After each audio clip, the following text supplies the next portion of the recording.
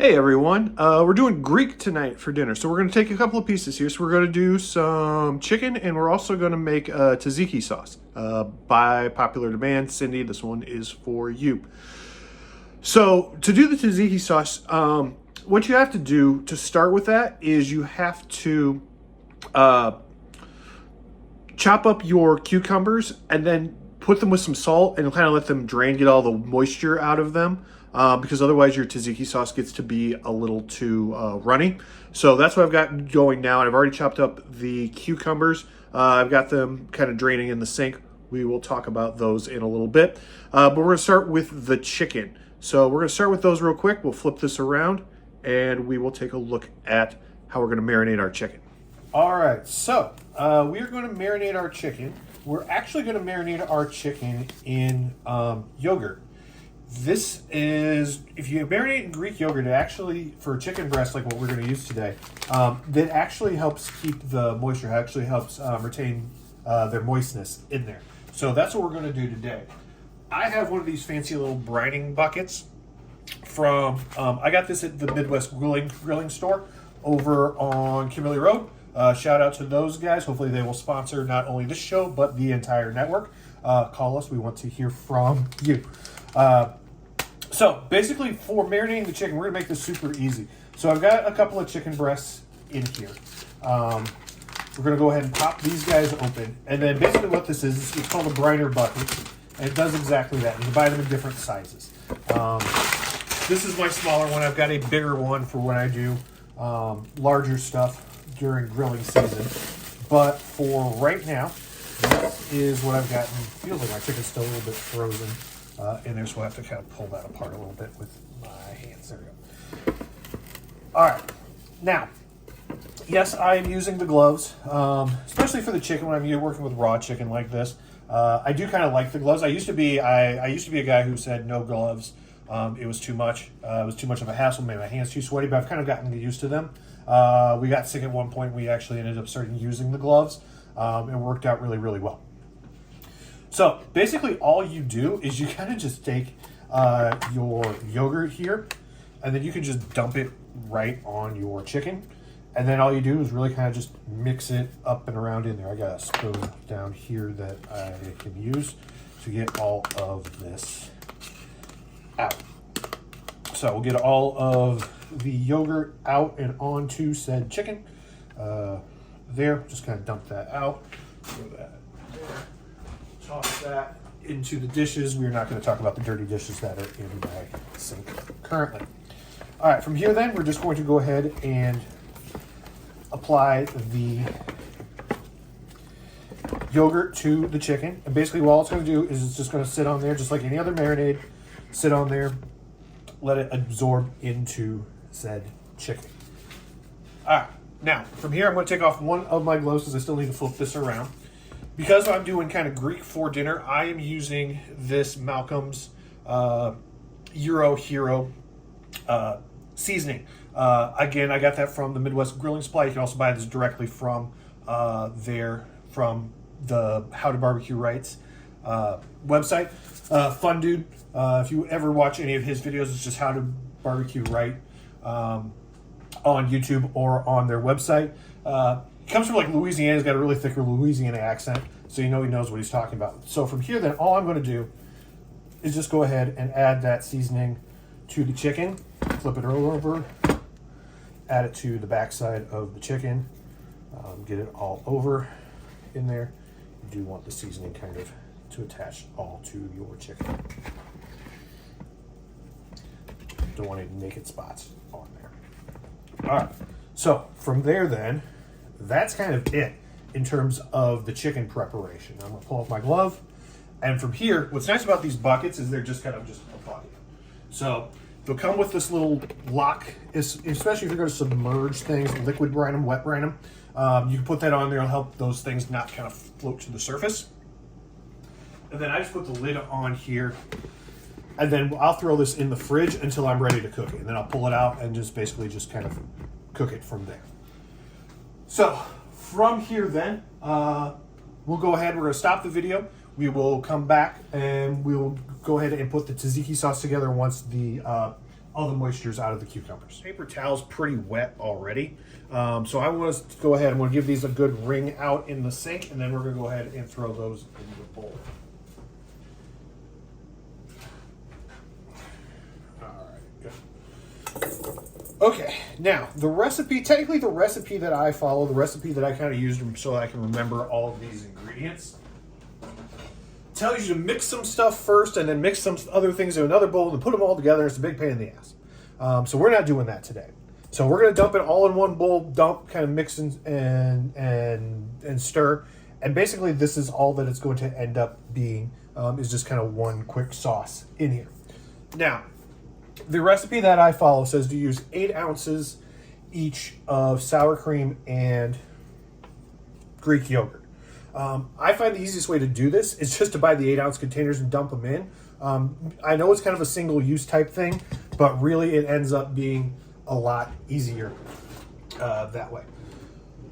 Let's see what I've got in terms of spatulas in here. Let's see. This gotta work. So I've got my little small spatula here. We're going to go ahead and dump these right into the bowl right along with our cucumbers. So the recipe that I have actually says to use 2 medium-sized cucumbers. Now, I don't know where these people get their cucumbers at, but I live here in the Midwest where these things grow monstrous. This is the cucumber, one of the cucumbers that I got. It's basically the size of the bowl. And I used half of one of these. And as you can see, that is plenty of cucumbers in there for something like this. That's all that you really kind of need for this. So I'm going to go ahead.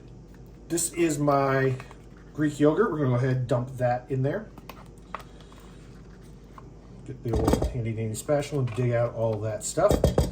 Pay a lot of money for this stuff, so you don't want to waste it.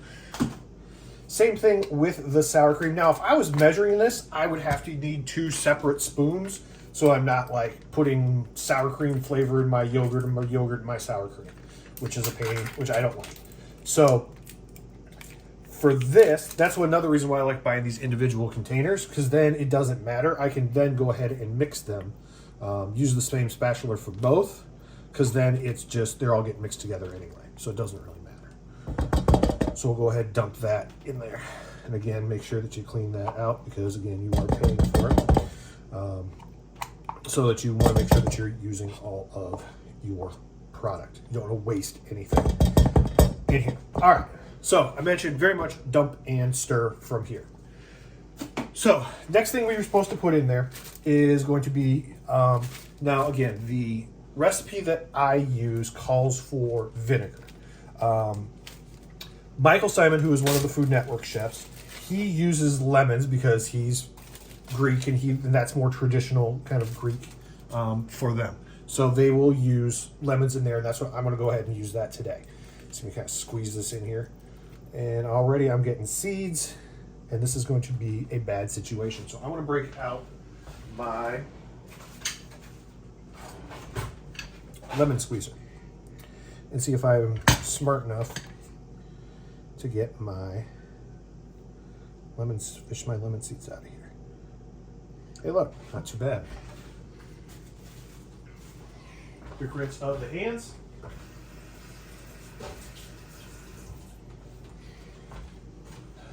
All right, these things are great. I think this one was $15. They do exactly what you think that they do. Is they will squeeze your lemons, allow you to put your liquid in there and keep the seeds out of your stuff. Now, obviously, I'm using a little bit more than half a lemon, so I can kind of control that, how much I want in there. All right, next guy up. Here, we got some lemon juice on my board. Let's go ahead and wipe that down real quick. Now, next up is going to be kind of our 2 things that we need to chop up or bang up here. So we're going to start with our garlic cloves. Now, if you watch, depending upon who you watch and kind of how you do these, there's 2 different ways that you can do them. You can, put it underneath the heel of your hand and give it kind of like CPR. And basically what that'll do is it'll kind of break it, that'll allow you to get kind of the papery shell off of there. And you can do it that way. The other way that you can do it, some people don't think that this is safe because you're actually, hitting your hand on the knife. Now, it's the side of your knife, and you won't cut yourself. I've done this a million times, and I've never cut myself. Now, of course, today will be the day that I do that. But basically, all you do is just take it, smash it, boom, same process. Some people are scared about doing that with a knife, so you can do it with the heel of the hand. That's up to you, but it doesn't matter. One way, they both work exactly the same way in there. Now, at the ends of these, there's usually a little woody root end. I don't like those. I will take those off in there. Sometimes after you smash them real good, they're kind of hard to find, so sometimes I'll leave them in there. But from here, all you're really doing is just kind of cutting them up real small. Again, keep your fingers out of the way with these, and just kind of chop, chop, chop, chop. Just kind of run your knife through it a couple of different directions, and I just try and make it as small as you can. Now, if you're somebody who likes a big kind of bite of garlic and stuff, you certainly don't have to make it this small. I like it this small just because I like it to kind of disappear in there. Now, one of the things that people had asked about was the knives that I use, kind of. This is one of my favorites. This is what's called a Nakiri knife. It is mostly used for kind of chopping motion, so up and down, kind of like this. That is what they are used for in there. They're kind of more squared off. They're more of a square kind of shape. In other videos, we'll kind of look at some of the other knives that I use, but I like this one a lot just because they're nice for vegetables. It gives you kind of the ability to kind of chop off the end and then kind of break them down kind of however you want. All right, garlic tends to be sticky. I don't know why. Fresher garlic will be sticky. So evidently I always get good garlic because, again, we're here in the Midwest. But those things always seem to stick to my knife and to my fingers. So rinse off the knife real quick. Over here in my sink that you can't see. Clean knife. Now, last thing that we're going to put in here in terms of herbs, now obviously outside the salt, the pepper, and the olive oil, is going to be our dill. Dill is going to be what makes kind of tzatziki sauce or gyro sauce kind of taste that way. Dill is dill. This is what they use to make your pickles. I always think about the first time that I actually used kind of raw dill in here. I popped open one of these clamshells and I'm like, boy, that smells like a pickle. And then I was like, duh, dumbass. It's because this is what they use to make pickles with. So you can put in here as much or as little as you want. I will generally be kind of heavy-handed with this, just simply because that's kind of the way that I like it. My family likes it with a lot of dill. Again, you will adjust the taste to how your family likes things. Now, there's no easy way to do this in terms of cutting this. There are a couple of different ways that I've kind of done throughout the years. You can, especially with something like this, because you basically just got little strings. I don't know how well this shows up. But again, they're just kind of little guys here. There's a couple of different ways that you can do this. So typically what I'll do is I'll try and bunch it up as best as I can, kind of make like a solid mass out of it, and then run my knife kind of through it to give me kind of something that I can actually like chop here. You can tear these up by hand, things like basil or tarragon or some of the more leafy stuff. You can kind of rip those up with your fingers. I'll do that if I'm making some type of like something with basil. My wife really loves basil, so I'll tear those up.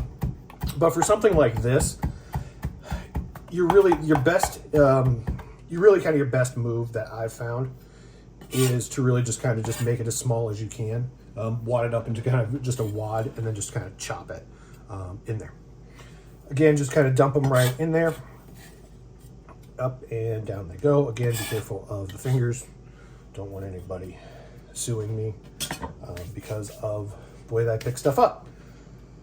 All right, last three things that are going to go in here. We're going to use salt. It says a half teaspoon in the recipe. Again, we talked about this last time. I don't measure anything, so we just kind of do by what the ancestors tell us here.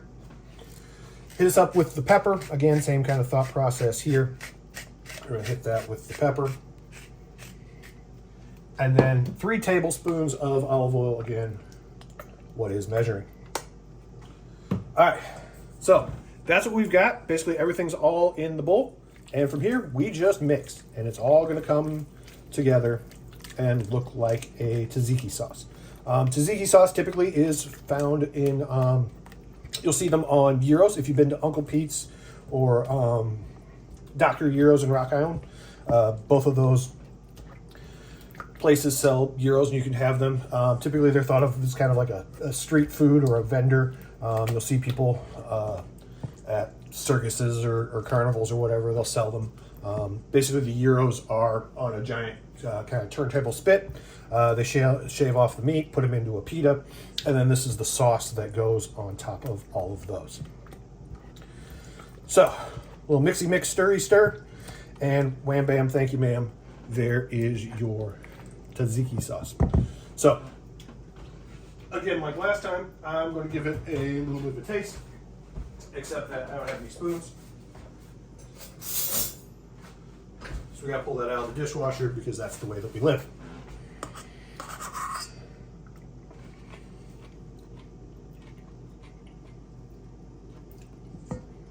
That's pretty good, actually, the way that it is.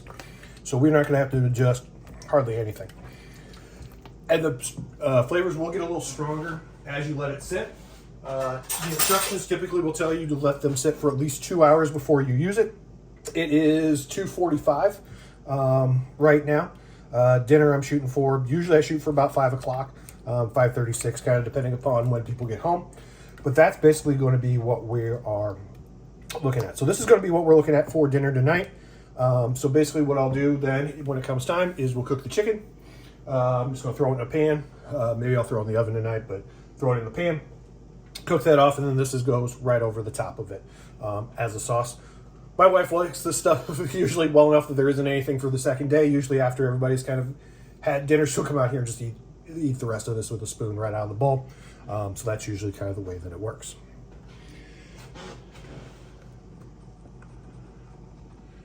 All right, so I want to thank everybody for watching today. Make sure that you like and subscribe. Give us a follow. Hit the little notification bell if you're watching on YouTube so that you know when we are putting out new stuff. Otherwise, you can find me on Facebook and on Threads. Other than that, we will see you guys next week. Thank you for watching, and talk to you later.